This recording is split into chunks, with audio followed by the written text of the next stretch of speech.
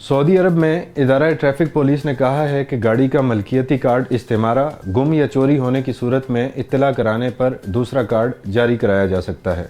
Adil news के मुताबिक इदारा ट्रैफिक पुलिस से ट्विटर पर दरियाफ्त किया गया था कि गाड़ी का इस्तेमारा चोरी होने पर दूसरा कैसे जारी कराया जाए। ट्रैफिक पुलिस की जानिब से कहा गया कि दूसरा इस्तेमारा जारी कराने के लिए मुकर्ररा फ़ीस अदा की जाए। अगर गाड़ी के मालिक के ज़िम्मे किसी किस्म के काबिल अदायगी चालान मौजूद हों तो उन्हें अदा किया जाए। बाद अज़ां मुतबादिल इस्तेमारा जारी कराने के लिए ट्रैफिक पुलिस के करीबी इदारे से रुजू किया जाए। वाज़ेह रहे, इदारा ट्रैफिक पुलिस की जानिब से गाड़ी के मलकियती कार्ड यानी इस्तेमारे पर एक्सपायरी तारीख दर्ज करने का सिलसिला ख़त्म किया जा चुका है। अब सिर्फ ऑनलाइन ही फ़ीस अदा करके इस्तेमारा की तजदीद कराई जाती है।